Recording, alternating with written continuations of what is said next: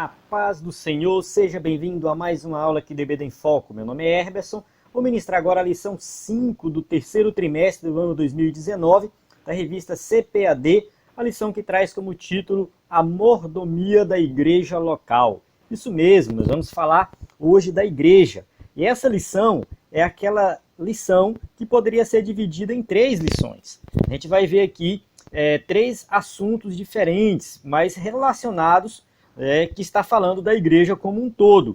Então, assim, eu gostei muito, de certa forma, eu gostei muito da maneira que o escritor da revista abordou esse tema e fugiu um pouco da rotina, do que é comum por aí. Quando fala de igreja, geralmente é a mesma coisa. Não, agora ele foi de forma mais profunda e trazendo ensinamentos práticos para a igreja. Então, eu convido você a assistir essa aula até o final. Eu aprendi muito, tem muita coisa aqui que eu já vou colocar em prática e eu gostaria que você assistisse essa aula para que você também colocasse em prática esses ensinamentos que muitas vezes são negligenciados dentro da igreja. A gente vai falar bastante aqui da questão de ação social, justiça social, enfim. Vamos falar de evangelismo, vamos falar de discipulado, dentre outros temas. Então são temas que as igrejas têm negligenciado e nós, que temos uma preocupação com a EBD, temos a responsabilidade de puxar à frente desses projetos, dessas ideias, aprender mais sobre a palavra de Deus, não somente transmitir um conhecimento teórico, mas também prático. Então convido você que é professor da EBD, que é aluno, que está querendo aprender mais sobre esse assunto, a assistir essa aula. Essa aula aqui vai ser ministrada com um slide em PowerPoint que você pode acessar no site do EBD em Foco, acesse ebdemfoco.com. Nós temos também um aplicativo, o aplicativo do EBD em Foco, onde você encontra esse conteúdo, aula em vídeo, aula em áudio, subsídio em PDF.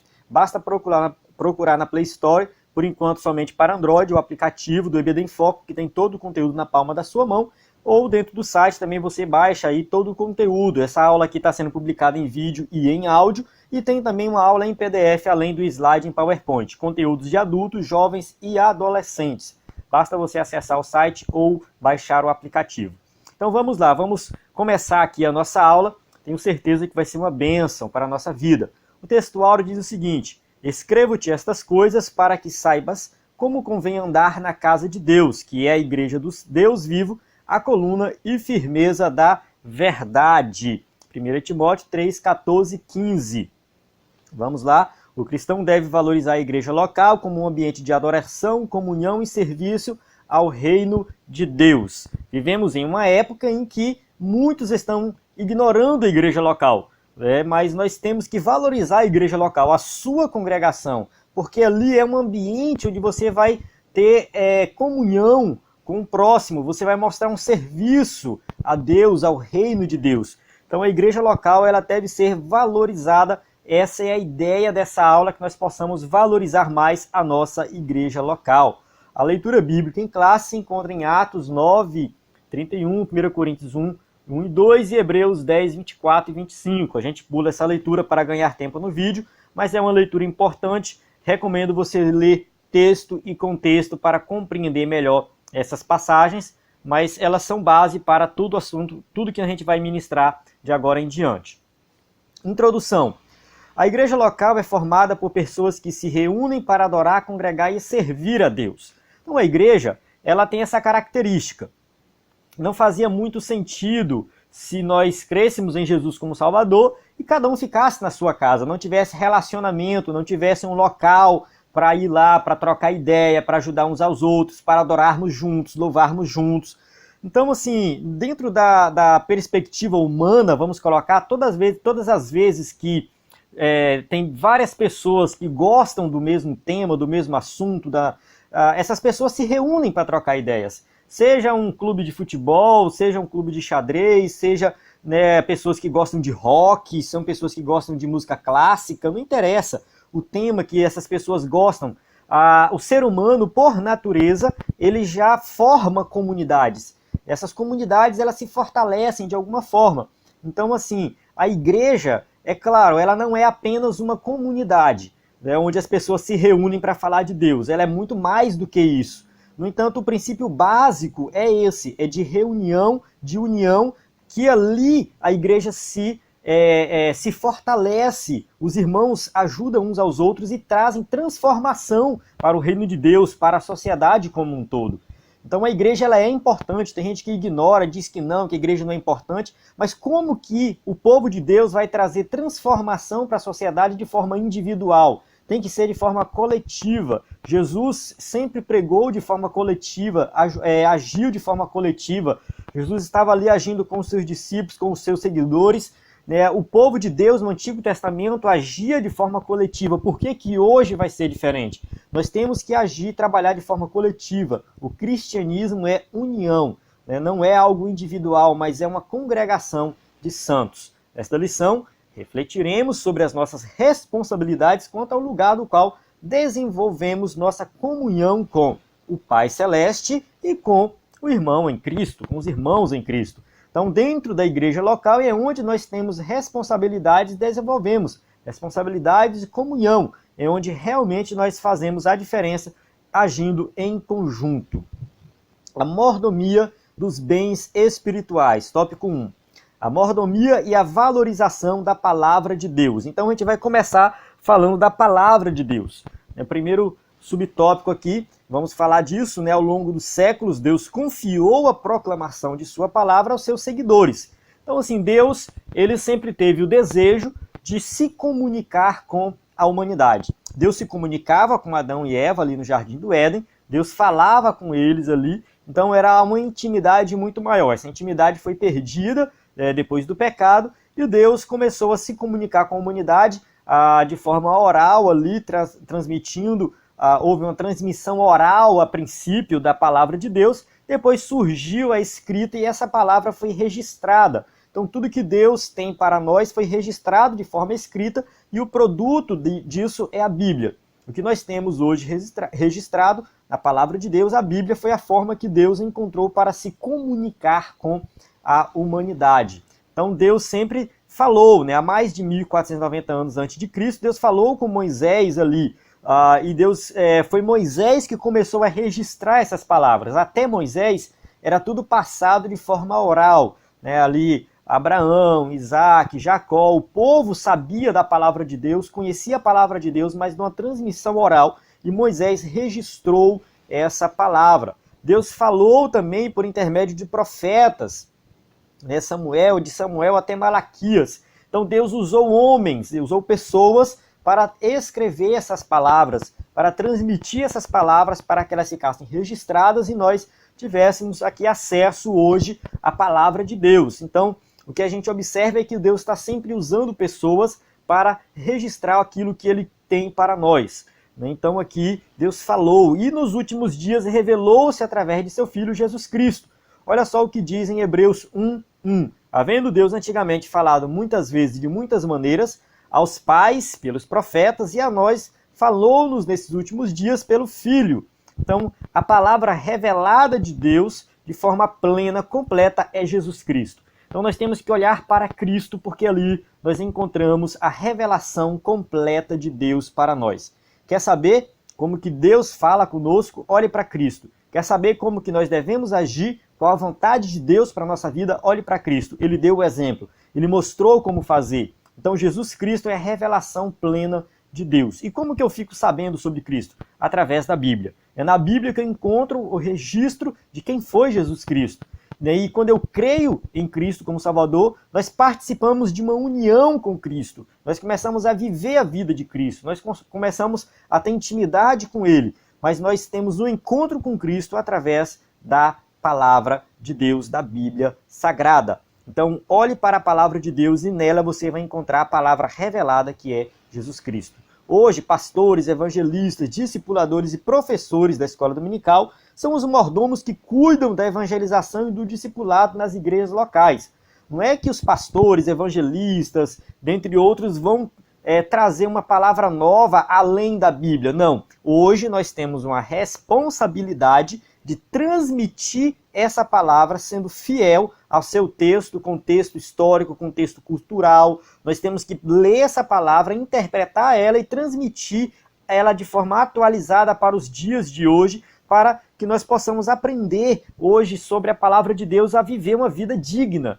Então, como que um cristão vai enfrentar os problemas atuais, as dificuldades atuais, como que ele vai evangelizar, vai trazer transformação para a sociedade que ele vive, se não for através da palavra, da leitura correta e a interpretação correta da palavra. Então nós temos a responsabilidade de interpretar corretamente essa palavra para transmiti-la.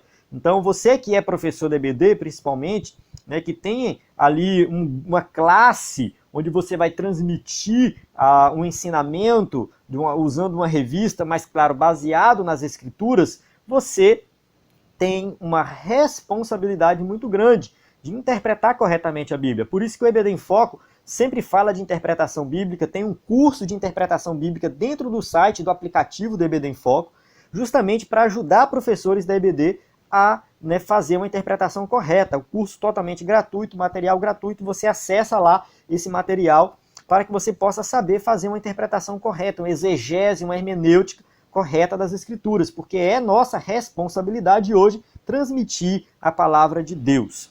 Por isso, todos devem zelar pela palavra de Deus. Então, quando a gente fala zelar, não é pegar a Bíblia, limpar, guardar, colocar lá guardadinha, bonitinha, não, estou zelando da Bíblia. Não, isso não é zelar da palavra de Deus. Você está zelando do livro físico. Zelar da palavra de Deus é viver a palavra de Deus, é ler a palavra e viver essa palavra. Nós temos que ler a Bíblia não para ensinar a Bíblia, mas temos que ler para viver. Primeiro a gente vive, depois a gente ensina, lendo, estudando em profundidade e realçando o seu inestimável e infinito valor. Então, se ela tem valor, eu tenho que vivê-la para depois ensinar. No culto, a pregação e o ensino da Bíblia Sagrada devem ser de toda prioridade, devem ter toda prioridade, melhor dizendo. Infelizmente, em muitas igrejas, priorizam os hinos, os louvores. É bom, é maravilhoso louvar a Deus, cantar hinos e louvores, faz parte do culto. No entanto, não deve ser só isso. Tem culto que começa às 7 horas, vai até 9 somente louvando e depois tem 15 minutos para a palavra. Isso é uma tristeza muito grande, não pode acontecer. Falta priorizar, algumas igrejas faltam priorizar a palavra. Se a mordomia da palavra for negligenciada, os prejuízos espirituais da congregação serão grandes e às vezes irremediáveis. Congregações frias, congregações com pessoas que não têm responsabilidade, onde aparece um monte de problema, adultério, fornicação, onde aparece egoísmo, orgulho, divisões, aparece tudo que não presta. Toda igreja que não é firmada na palavra de Deus é uma igreja bagunçada, onde o povo não tem compromisso e o pastor às vezes fica se perguntando o que está acontecendo. O que está acontecendo é que a palavra não está sendo pregada. Então pregue a palavra, porque através da palavra tem transformação de vida. Através da palavra o povo se converte, O povo perece por falta de conhecimento. Então, se não tem conhecimento da palavra, não vai ter uma vida consagrada a Deus. Então a gente encerra esse primeiro subtópico que fala da palavra. Espero que você tenha aprendido o valor da palavra, de viver e ensinar corretamente a palavra. Tópico 1.2, a mordomia na evangelização e no discipulado. Uma das melhores formas de se exercer a mordomia da palavra de Deus é evangelizar todos os tipos de pessoas. Ide por todo mundo pregar o evangelho a toda criatura. Então Jesus deixou bem claro nos evangelhos, não somente em Marcos 16:15 que eu li agora, mas também nos outros evangelhos, que nós temos a missão de pregar o evangelho. De ir por todo mundo e pregar a todos, toda criatura, não importa quem seja a pessoa, não importa a situação dessa pessoa, não importa como vive essa pessoa. O importante é que nós temos que levar essa palavra de transformação. A gente vai falar um pouco mais na frente da questão da transformação social, ação social da igreja. No entanto, nós temos que entender que o evangelho que Jesus mandou nós pregarmos é um evangelho integral. Até existe uma corrente hoje teológica chamada missão integral, que está aí resgatando esse evangelho que Jesus pregava, que trazia transformação. O evangelho de Jesus não era só aquele evangelho de palavras, mas era um evangelho de ações, onde Jesus agia, onde Jesus fazia algo para trazer uma transformação integral para aquela pessoa. Então, às vezes, a gente pensa que pregar o evangelho é só chegar lá, falar, aceita Jesus como Salvador, coloca a mão na cabeça, ora pela pessoa, pronto, acabou, aquilo é o evangelho. Não, o evangelho ele é muito mais do que isso. Nós temos muito mais responsabilidades de cuidar das pessoas, de ir atrás das pessoas, saber as suas necessidades. Às vezes as pessoas têm problemas familiares, problemas financeiros. Não, nós temos que ter essa sensibilidade de ir além de simplesmente dar uma palavra de consolo. Por isso que muitas vezes a pessoa aceita Jesus e vai embora e não volta nunca mais, porque falta uma preocupação mais profunda sobre a vida daquela pessoa. Então nós temos que pregar um evangelho integral que se preocupa com o ser humano por completo. De acordo com essa demanda, a palavra de Deus deve ser proclamada a tempo e fora de tempo. Somente ela pode transformar o interior das pessoas. Então o evangelho tem que ser pregado baseado na palavra de Deus, não através de técnicas de retórica, de falar bonito, de falar em público, não, mas através do poder do Espírito Santo que vai entrar no coração e trazer transformação. Todavia, paralela à evangelização, deve ocorrer o discipulado eficaz. Quando Jesus falou o ide, portanto, ide, fazei discípulos de todas as nações, batizando-as em nome do Pai, do Filho e do Espírito Santo. Mateus 28, 19. É bom você ler todo o capítulo 28 de Mateus, onde você vai entender aqui que pregar o evangelho está relacionado a fazer discípulos. E fazer discípulos não é só aquilo que eu falei, colocar a mão na cabeça, mas é fazer um discipulado, um acompanhamento daquela pessoa. Às vezes a pessoa vai lá na frente, aceita Jesus como Salvador, mas aquilo ali foi puro emocional. Ela realmente não se entregou a Cristo de verdade. E é no processo de discipulado que ela vai conhecer Jesus e vai crer de verdade. Então, às vezes, tem gente que crê naquele momento que vai lá na frente. Mas tem gente que não crê, tem gente que só crê depois. E se você não acompanhar, se você não ajudar, você vai perder essa pessoa.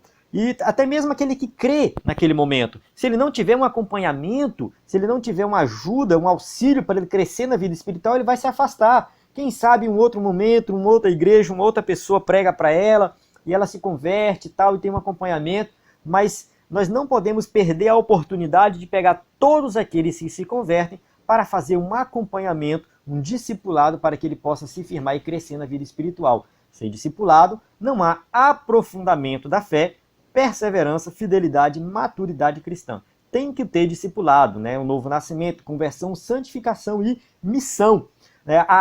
O objetivo é recrutar pessoas para o reino de Deus. É isso que nós estamos fazendo. Nós vivemos num reino maravilhoso, um reino onde tudo é diferente, onde nossos pecados são perdoados, nós temos intimidade com Deus, nós falamos com Deus, nós temos uma promessa de vida eterna, nós temos muita coisa boa. Não podemos ficar com isso só para nós. Nós temos que ir atrás de pessoas, trazer pessoas para essa missão, para continuar fazendo essa missão. E a gente recruta um, e esse um que vem, conhece, entende, se converte, sabe que isso é maravilhoso e parte para a próxima missão, para ser também um missionário. Todo crente é um missionário. Eu vou falar disso um pouco mais na frente, mas adiantando logo, todo crente tem responsabilidade de pregar o evangelho e fazer a diferença na sociedade. Onde há real discipulado, a maior parte das pessoas permanecem em Cristo, vão permanecer. Onde tem um discipulado, ali tende a crescer.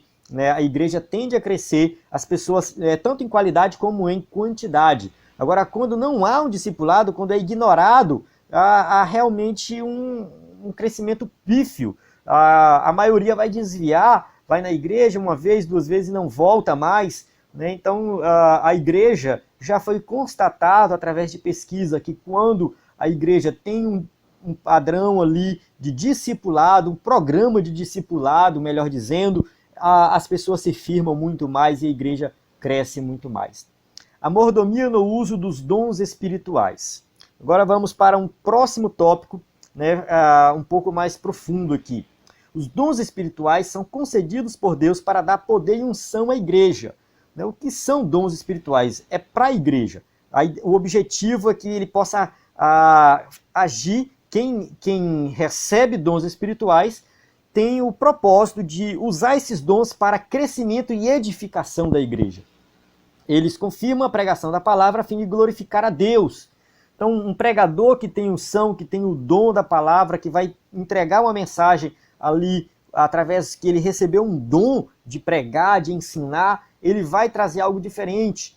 Então, todo cristão tem dons espirituais. Todo cristão pode buscar um dom. A gente, às vezes, restringe os dons somente àquela lista ali de Coríntios, onde só tem 9 dons. Mas, se você olhar, a Bíblia tem pelo menos 4 listas de dons e segundo alguns estudiosos, são mais de 40 dons listados na Bíblia. E alguns vão defender a ideia de que aquela lista de dons, as listas que tem na Bíblia ali de dons, elas não têm a intenção de ser uma lista fechada, são somente estes, mas algo parecido ali. Então a gente observa o seguinte, que os dons espirituais foi confiados à igreja e aos salvos. Cada um ministra aos outros o dom como recebeu, como bons dispenseiros da multiforme graça de Deus. Então, aqui, a questão do dom, o que a gente observa é que todos nós podemos exercer algum dom. A Bíblia vai falar de dom, de exercer misericórdia. Que dom é esse? O que é exercer misericórdia? Às vezes a pessoa fala assim, eu não tenho um dom de curar, eu não tenho um dom de profetizar, eu não tenho um dom de línguas, mas quem sabe Deus te capacitou para visitar os doentes nos hospitais, quem sabe Deus te capacitou para orar, para interceder pelas pessoas. Então, o dom, ele é algo muito abrangente. Que pena que nós não temos tempo para falar aqui de dons de forma completa, mas que, como eu falei no começo, essa aula poderia ser dividida em 3 lições diferentes, porque é muito profundo. Mas que fica aqui, a dica é o seguinte, procure saber qual é o seu dom. Aquilo que você faz bem, que você pode orar e pedir a Deus para ele te potencializar. O Espírito Santo pode potencializar aquilo na tua vida e você pode exercer esse dom na casa do Senhor. Na Bíblia, há orientação para o uso correto dos dons espirituais. Então eu tenho que usar os dons de forma correta, mas faça-se tudo decentemente e com ordem. 1 Coríntios 14, 40. Então o dom tem que ser exercido com ordem dentro da casa do Senhor. Por esse motivo, certas práticas estranhas ao movimento pentecostal não devem ser estimuladas nem toleradas ao culto público, tais como marchar, pular, sapatear, correr de um lado para o outro, fazer aviãozinhos. Então tem todo tipo de movimento que eles chamam de reteté e tal. Isso não está na Bíblia. Isso não está na Bíblia. Então, muita gente não gosta quando fala desse tema. Não, isso é o poder de Deus, é Deus agindo. Rapaz, o que o apóstolo Paulo ensina, quando eu vou para a Bíblia, eu não vejo isso. É muito o contrário. Ele ensina uma ordem no culto. Ele fala que se um for profetizar, o outro fique calado, um profetiza de cada vez. Se for falar em línguas em alta voz ali, que tem alguém para interpretar, se não fala só consigo mesmo. Então, o que eu vejo dentro da Bíblia é uma ordem. Esses movimentos que eu vejo muitas vezes dentro das nossas igrejas, eu vou colocar aqui das nossas igrejas, de pular para um lado para o outro, aquela bagunça, isso não está registrado nas Escrituras. Segundo o escritor da revista aqui, segundo a Bíblia, isso é meninice, imaturidade, e simplesmente às vezes revela carnalidade e infantilidade. E eu, irmãos, não vos pude falar como espirituais, mas como carnais, como meninos em Cristo. 1 Coríntios 3:1. Então Paulo escreve à igreja de Corinto que tinha todos os dons, mas que precisou de uma exortação para usar os dons da forma correta. Então, nos dias de hoje não é diferente. Nós temos que sim sentir a presença de Deus, nós temos que pregar o movimento pentecostal, dom de línguas, profecias, a atualidade dos dons, mas com decência e ordem, não aquela bagunça que tem dentro de algumas igrejas, que aquilo não edifica, não traz edificação nenhuma. Então tem que priorizar a pregação da palavra de Deus. O pastor Elenay Cabral tem um vídeo muito legal, onde ele fala sobre isso. Ele conta que ele foi pregar numa igreja e quando ele começava a pregar, um profetizar de cá, outro profetizar de lá, então ele se sentiu incomodado com aquilo. Então, assim, temos que tomar muito cuidado com isso. Se você é pastor da igreja, saiba ensinar ali dentro da sua igreja como usar os dons da forma correta. Vamos para o nosso segundo tópico, a mordomia da ação social da igreja. A assistência social no Antigo Testamento. No Antigo Testamento encontramos o fundamento para a obra de assistência social. O que eu quero ressaltar aqui é o seguinte, é que a pregação do Evangelho e a assistência social não devem ser duas coisas separadas, mas devem estar junto, devem andar junto. Então a gente tem que pregar o Evangelho, mas sempre preocupado em trazer uma transformação completa para aquela pessoa. O Evangelho tem que trazer uma transformação para a sociedade. Então isso não é algo da cabeça de alguns teólogos, como Alguns criticam o René Padilha, por exemplo, que é um grande escritor e é o que puxa à frente da questão da missão integral, né? Muitos criticam o René Padilha e tal, porque ele vai colocar aí a pregação do evangelho junto com essa questão da transformação social, não somente ação social, mas muitas outras coisas, vai lutar contra a opressão, contra a exploração, e muitos vão criticar ele, vão dizer que ele é marxista, isso e aquilo, mas não é nada disso. Isso é totalmente fundamentado nas escrituras, é o que vou mostrar aqui nesse tópico, né, que a gente vai entender que nós temos responsabilidades para com a sociedade, nos Salmos, nos Provérbios, nos Profetas, tudo isso a gente vai encontrar, eu vou mostrar aqui agora. Nos Salmos, olha só o que o salmista diz. Davi, né, homem de Deus, analisando a situação do próximo, afirmou: fui moço e agora sou velho, mas nunca vi desamparado o justo, nem a sua descendência a mendigar o pão. Salmo 37, 25. Então o salmista aqui, ele já com idade avançada vai concluir que Jeová Jireh, ou seja, o Deus que provê, né, o Deus que provê tudo, não desampara jamais aqueles que o servem. Mas quando você lê o contexto do Salmo 37, você vai ver que ali ele está falando que o ímpio não se importa com o necessitado, mas o justo sim. E o justo, por mais que ele esteja em dificuldade, ele vai ajudar o próximo. Ele vai dar um jeito de ajudar o próximo e mesmo assim, ele não vai ser desamparado. Por isso que ele escreve, essa passagem aqui desse Salmo é justamente isso. Ele está usando o argumento dizendo que o justo ajuda o necessitado, ele se importa com o necessitado e o ímpio não. E aí muitos podem questionar, mas e aí? Né? Se esse justo ficar ajudando o necessitado, não vai faltar para ele? Aí o salmista, não falta. Fui moço e agora sou velho, mas eu nunca vi o justo desamparado e nem vi a sua descendência medicar o pão. Mesmo porque ele ajuda o necessitado, ele se preocupa com o necessitado e Deus provê tudo para ele. Então, o que a gente observa é nesse sentido esse salmo. Dá uma lida no Salmo 37 que você vai entender. Nos Provérbios também a gente vê a mesma coisa. O sábio escreveu: informa-se o justo da causa do pobre, mas o ímpio não compreende isso. Provérbios 29, 7. O texto mostra que não podemos nos omitir quanto à necessidade dos nossos irmãos, porque é uma característica de um cristão verdadeiro. O ímpio, ele não vai se importar com o próximo, mas aquele que é um cristão verdadeiro, que crê em Jesus de verdade, de fato, ele tem sua vida transformada e quando ele olha para o necessitado, ele se preocupa, né, com a causa do pobre. Informa-se o justo da causa do pobre. Então o justo, aquele que é justificado em Cristo, ele olha para o pobre e se preocupa com isso. Então ele tenta de alguma forma ajudar. Essa é uma característica do salvo. Nos profetas, o profeta Isaías, que é o chamado de profeta messiânico, fala sobre isso. Aprendei a fazer o bem, procurai o que é justo, ajudai o oprimido, fazer justiça aos órfãos, tratai da causa das viúvas. Isaías 1, 17. O que a gente observa é o seguinte, que viúvas e órfãos, no Antigo Testamento, eram as pessoas pobres, excluídas, que não tinham como se sustentar. Então, quando a gente fala de viúva e órfão, trazendo para os dias de hoje, são todas as pessoas necessitadas.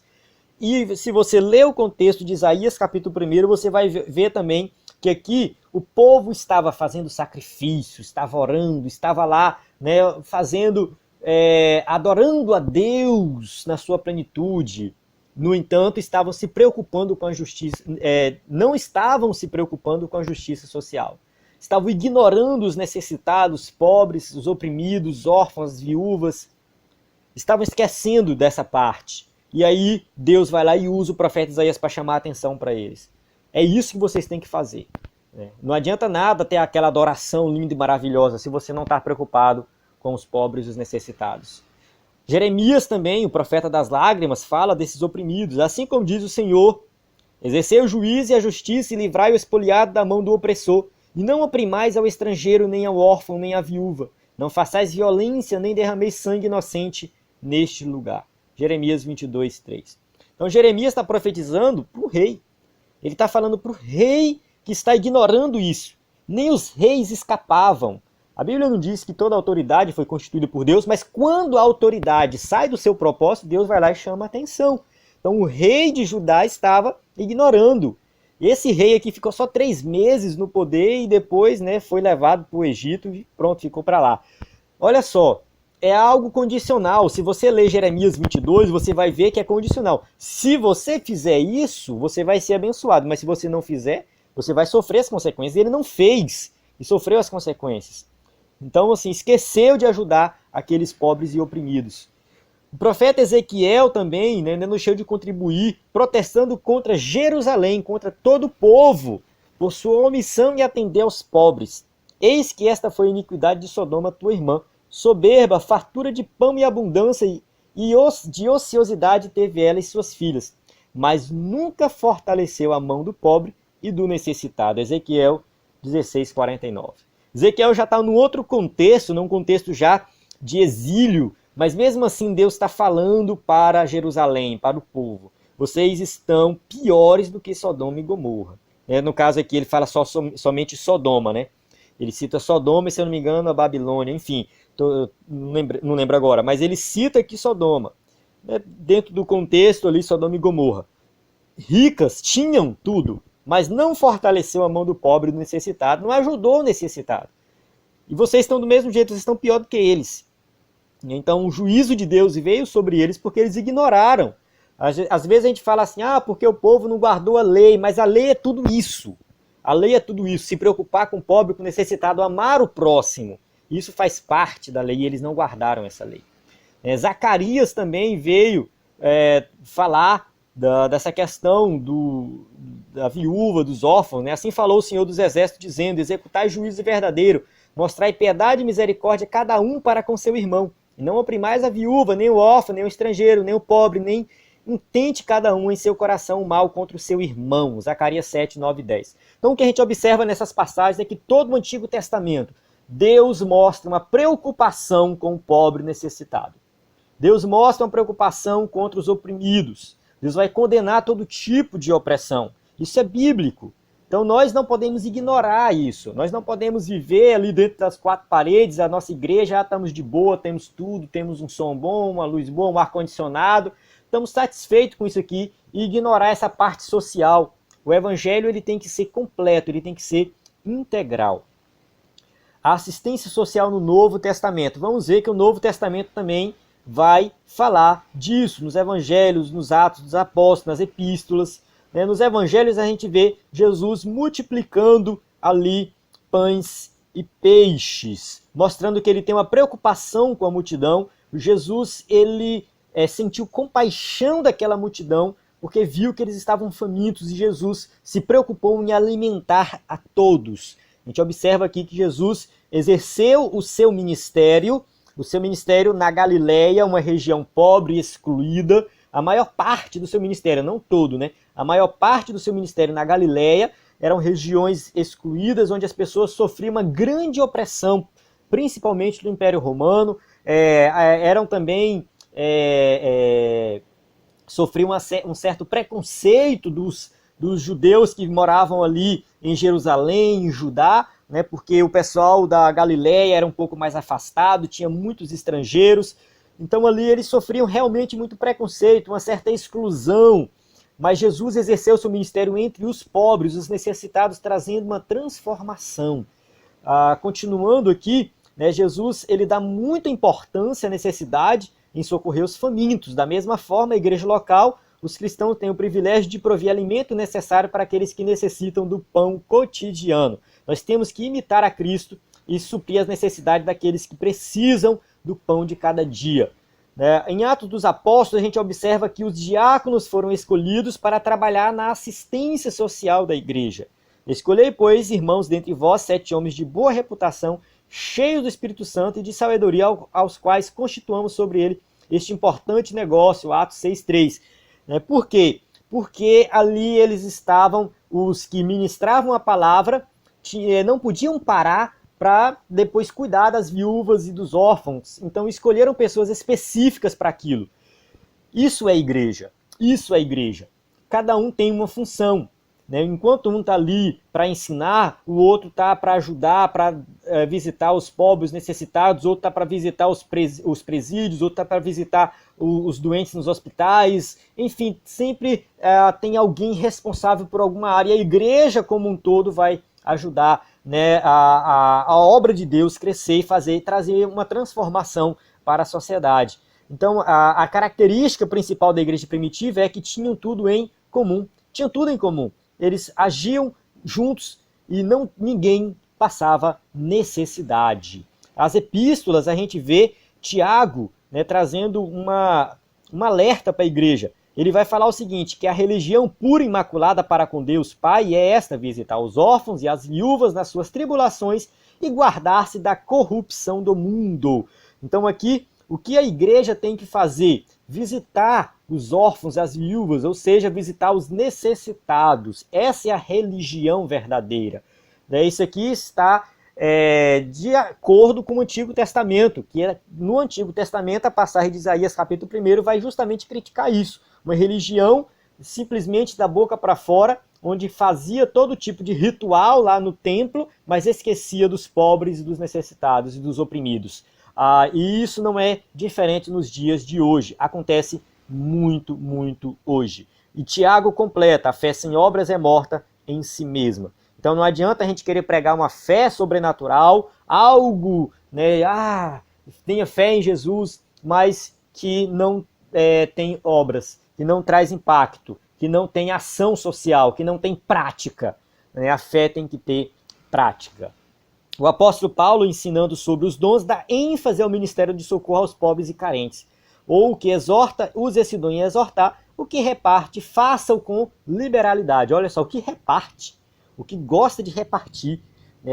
Isso é um dom, repartir. O que preside com cuidado e o que exercita misericórdia com alegria. Romanos 12, 8. Exercer misericórdia, olhar para o pobre necessitado e ter misericórdia. Misericórdia não é algo teórico, é algo prático. Toda vez que Jesus sentia misericórdia, ele olhava para alguém com misericórdia, ele fazia, ele curava, ele alimentava, ele dava algo.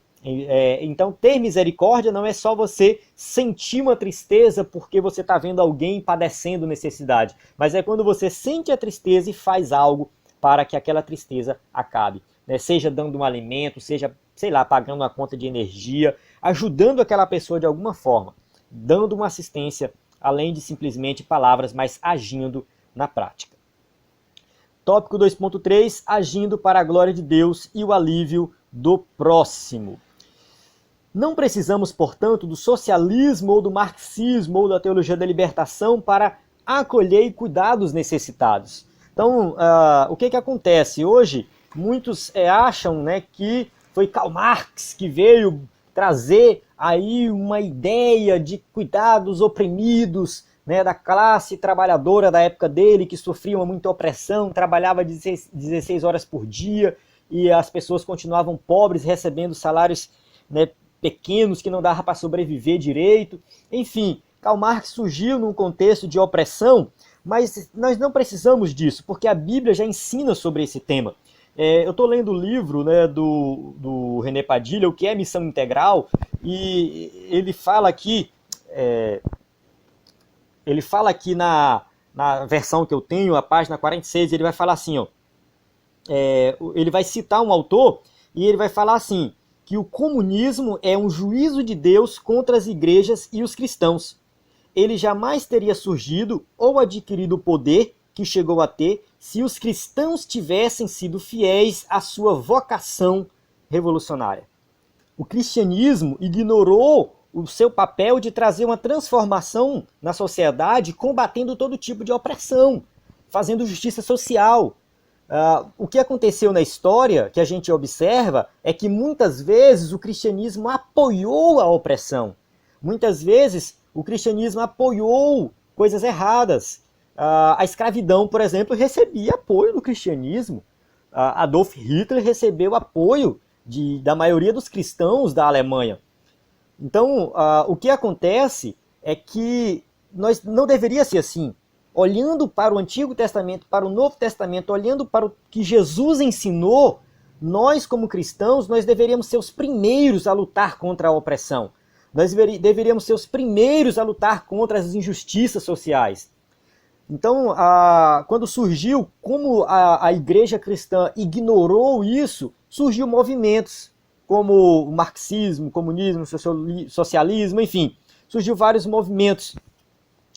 E aí o que o escritor da revista vai ter que colocar aqui, né, que muitos representantes dessa ideologia simplesmente usa isso para escravizar e se perpetuar no poder, como aconteceu em alguns países por aí. Mas vamos continuar. O fundamento da igreja local para a prática social está nos salmos, os provérbios, os profetas, nos evangelhos, nos atos dos apóstolos, nas epístolas, em Cristo, é na Bíblia como um todo. A igreja de Cristo deve socorrer os menos favorecidos porque o amor de Deus está em nós e, portanto, devemos amar o nosso semelhante. Nós devemos agir porque Deus nos resgatou, colocou o seu amor dentro de nós e isso faz com que nós possamos trazer um evangelho completo de transformação social. Eu não preciso estudar marxismo, socialismo, comunismo para ajudar o próximo. Eu não preciso ser adepto à teologia da libertação. Não estou criticando a teologia da libertação, viu? Eu até gosto, leio os autores que escrevem sobre teologia da libertação. Mas o que eu quero dizer é que eu não preciso de uma teologia para agir assim. Eu não preciso de uma teologia para fazer com que o evangelho venha trazer impacto social. Basta eu ler a Bíblia, que está lá, está escrito. E aí eu consigo, através da palavra de Deus, do Espírito Santo, do amor de Deus dentro de mim, eu ir lá e fazer algo diferente. É assim que o cristão tem que ser. Ele tem que agir de forma diferenciada, porque ele tem o Espírito Santo dentro de si, ele tem o Espírito Santo que lhe capacita com amor para amar o próximo como a si mesmo. Que estruturas e igrejas locais têm para atender os novos convertidos que acham entre certos grupos, prostitutas, moradores de rua, drogados, famintos, deficientes, deprimidos. Né? Chega uma prostituta, se converte, e aí? A família dela não quer ela de volta? Será que ela vai ter que voltar para o prostíbulo? Ou a igreja tem como ajudar essa prostituta, essa ex-prostituta? Um morador de rua que está ali entre os drogados, famintos, coloca todo mundo aqui dentro dessa situação. Será que a igreja tem estrutura para acolher essas pessoas, para fazer algo por elas? A gente tem que pensar nisso. É preciso, à luz do exemplo do nosso Salvador, estruturar o mínimo de condições para resgatar tais segmentos. Então, nós temos que seguir o exemplo de Cristo para conseguir ter uma estrutura para trazer uma transformação para essas pessoas. Finalizamos o tópico 2. Vamos entrar agora no tópico 3, a mordomia dos crentes na igreja local. Eu não estou marcando o tempo dessa aula, geralmente eu marco. Provavelmente já estourei aqui o meu limite, que eu me programo, mas é porque esse tema é muito importante, não pode ser ignorado e eu tenho que me aprofundar. Eu não gosto de dar uma aula superficial, então pode ser que a aula fique muito longa, mas isso aqui é para a honra e a glória de Deus. Tópico 3.1, em primeiro lugar, é preciso congregar. Né? Então, o tópico 3, vamos falar da mordomia dos crentes na igreja local, que é algo muito importante, porque tem muitos que estão deixando de congregar, né? Então vamos lá, né? Então vamos lá falar aqui, em primeiro lugar, é preciso congregar. É notório o crescimento dos desigrejados. Uma notícia que está aí na internet, desigrejadas são mais de 4 milhões no Brasil e suscitam debates teológicos entre liderança. Então eu conheço particularmente, eu pessoalmente conheço muitos que vão à igreja e usam várias desculpas. Né? Alguns têm até compromisso com Deus, mas começam a usar alguns argumentos. Porque na igreja não tem uma palavra boa, na igreja não tem isso, na igreja não tem aquilo. Começa a criticar a igreja, a instituição em si, a igreja local. E um dos maiores perigos desse movimento é a falsa ideia de que, já que a igreja sou eu, não preciso frequentar os cultos regulares, nem ser membro de uma igreja local. É um pensamento da maioria deles. Eu gostaria de falar duas coisas aqui. Primeiro, se a pessoa está achando que a igreja tem um pastor corrupto, que não tem palavra, que isso e aquilo, não falta igreja hoje. Então ele poderia muito bem sair de uma e ir para outra. Não tem problema nenhum ele fazer isso. Mas sair da sua igreja local existe. Certa vez eu mudei de cidade, fui visitar algumas igrejas para eu congregar, e quando eu cheguei lá eu não gostei. Não gostei, o culto totalmente centrado no homem, hinos voltado para o homem, exaltação do homem, o círculo de oração começou a rebolar lá na frente, e eu fiquei assim, meio negócio meio estranho. a pregação do pastor totalmente fora do contexto, totalmente centrada no homem. Não gostei. Eu falei, não, eu não vou ficar nessa igreja. Era uma Assembleia de Deus. Eu estava com a carta de mudança na mão para entregar para o pastor. Eu falei, eu não vou ficar aqui. Eu conversei com minha esposa, ela também falou, não, aqui não dá para nós, vamos para outra congregação. Era do mesmo ministério, outra congregação do mesmo ministério, já totalmente diferente. Então, assim, tem congregações que perderam totalmente o foco. E faz sentido, às vezes, alguém sair de uma congregação e ir para outra congregação, porque o negócio lá ficou bagunçado. Mas acontece de hoje muitos não irem para a igreja. Ah, não vou. E usam esse argumento. Ah, eu sou a igreja. Onde está escrito isso na Bíblia? Começa por aí. A Bíblia diz que nós somos a igreja. Eu individualmente não sou igreja. A igreja é o corpo, é completo, é o conjunto. Eu sozinho não sou igreja. Então esse argumento aqui não é válido. Tá? Quando alguém fala assim, ah não, porque eu sou a igreja, então eu não preciso ir para... Não. Você está muito enganado. Você sozinho não é igreja. Você só é igreja, é o conjunto completo. Então nós somos a igreja. E não é isso que a Bíblia ensina. Muito pelo contrário. Não deixando a nossa congregação, como é costume de alguns, Hebreus 10, 25. Então, se a gente olhar para os primórdios do cristianismo, onde as igrejas, as pessoas se reuniam nas casas, ali eles já consideravam aquilo uma congregação, que é o que? É a união dos irmãos. A igreja é isso, são os crentes reunidos. Quer sua igreja local seja grande, quer seja pequena, ou um ponto de pregação, alegre-se em orar com os irmãos, participar da ceia do Senhor, ouvir a palavra de Deus, compartilhar os dons espirituais, assistir aos mais necessitados. Então aqui é onde acontece, o cristianismo acontece em comunhão. Em comunhão. Não adianta querer ser cristão sozinho, isso não acontece. O cristianismo não é uma ilha, onde a pessoa fica ilhada, cada um na sua ilha, no seu mundinho. Não. É em comunhão, é em conjunto. A Santa Ceia, tem gente que ceia em casa, já vi isso. Ah, não, comprei o pão e vinho, eu ceio em casa. O pão e o vinho, irmão, são simbólicos. O que Jesus quer ensinar na Santa Ceia é comunhão. É comunhão com os irmãos. O que Paulo critica ali, 1 Coríntios 11, 23 em diante, é a falta de comunhão com os irmãos no momento da Santa Ceia. Ali é o ponto, a falta de comunhão.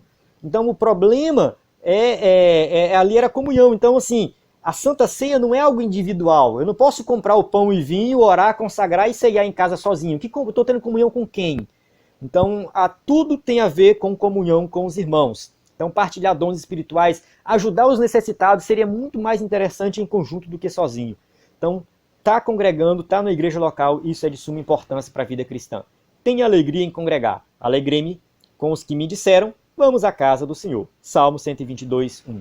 Ame a Cristo, o cabeça, mas ame também a igreja, o seu corpo. É o conjunto completo.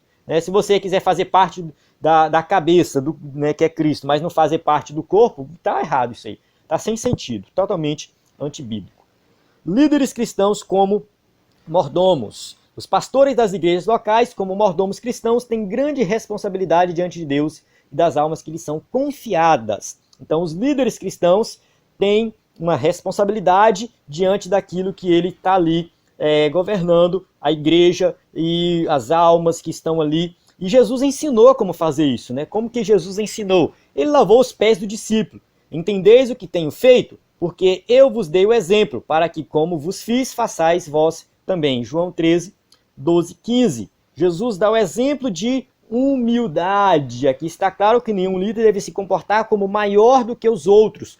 Quanto mais você cresce na liderança, mais você serve. Essa é a ideia da liderança, de servir, não de mandar nos outros. E Jesus veio quebrar esse paradigma e veio ensinar como que um líder deve se comportar, servindo cada vez mais, não querendo ser superior, como acontece com alguns pastores aí que são praticamente inacessíveis. Os crentes não conseguem chegar perto dele, porque ele se tornou uma figura super, hiper, mega importante, e não é qualquer um que chega lá. Falta de humildade, não está seguindo o exemplo de Cristo. A mordomia dos membros e congregados. Numa igreja local, além dos líderes terem uma responsabilidade específica, os líderes, pastores, enfim, líder de jovem, líder disso, daquilo, tem uma responsabilidade específica, os membros do corpo de Cristo devem ser útil à obra do Senhor, exercendo a mordomia do reino de Deus conforme sua capacidade. Esse livro que eu falei que estou lendo, né, o que é a missão integral, do René Padilha, ele vai falar disso. Um dos problemas hoje na missão, de fazer missão, é dizer que só faz missão quem é missionário. Quem é selecionado para ser missionário e tal, e é separado para missionário. Não, todo crente pode fazer missão.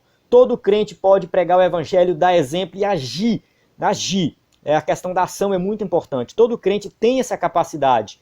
Então basta ele orar e buscar saber qual é o seu propósito ali no reino de Deus, né? Qual é o seu dom, o que ele vai fazer na casa do Senhor, e buscar a direção de Deus para evangelizar não somente através de palavras, mas também através de atitudes. Então todo crente é um missionário, que isso fique bem claro. E a gente pode agir de várias formas, como orando, louvando, testemunhando, evangelizando, visitando enfermos e afastados, liderando departamento e realizando qualquer outra atividade. É preciso trabalhar enquanto é dia. João 9,4, Jesus está ali falando sobre a luz do mundo, depois ele cura um cego e ele vai falar disso, né? É dia, enquanto é luz. O judeu não trabalhava, naquela época ninguém trabalhava à noite, não tinha energia, a luz era muito difícil, então a questão toda da luz era complicada, só trabalhava enquanto é dia. Nós vivemos agora enquanto é dia. Então estamos na luz que é Cristo, vamos trabalhar, vamos fazer a obra de Deus. Né? E não importa que obra, né? Não importa qual é, porque eu não tenho dom para cantar, eu não tenho dom para pregar, então eu não sirvo para nada. Não. Você pode fazer alguma coisa assim. Você pode agir, impactar o reino de Deus de alguma forma. Você pode trabalhar. Todo crente tem um chamado para trabalhar na obra de Deus. Chegamos na nossa conclusão, que diz o seguinte: a mordomia na igreja local abrange muitas tarefas. Precisamos saber a nossa vocação e perseverar nela para servir melhor ao Senhor e à sua igreja. Então, não é algo somente para a liderança, mas é para todos. É um grande privilégio servir a Deus com os dons que Ele nos deu. Portanto, seja um mordomo fiel na igreja em que você congrega. Ame a Deus, ame o próximo, ame a igreja e congregue com alegria. Valorize a igreja local. Aquele local que você vai lá congregar, valorize. Compartilhe com os irmãos das suas necessidades. Escute as necessidades dos irmãos e traga uma transformação para a sociedade em comunhão com os irmãos. Amém? Chego no final dessa aula e espero que você tenha gostado. Se você chegou até aqui, muito obrigado. Não sei se você assistiu no YouTube ou dentro do site do EBD em Foco, se você assistiu o vídeo ou ouviu o áudio, mas que você possa deixar sua participação, seu comentário, né? Se inscreva no canal do YouTube e baixe o aplicativo do EBD em Foco. Né? Estamos aí sempre procurando servir da melhor maneira. Qualquer dúvida é só entrar em contato. Você vai encontrar o nosso número do WhatsApp em vários lugares do site e também na descrição do vídeo no YouTube. Então aqui tem uns cursos gratuitos que eu recomendo você acessar. O curso de interpretação bíblica está lá, que você pode acessar e já começar a colocar em prática o que aprendeu nessa aula. A paz do Senhor, até a próxima aula.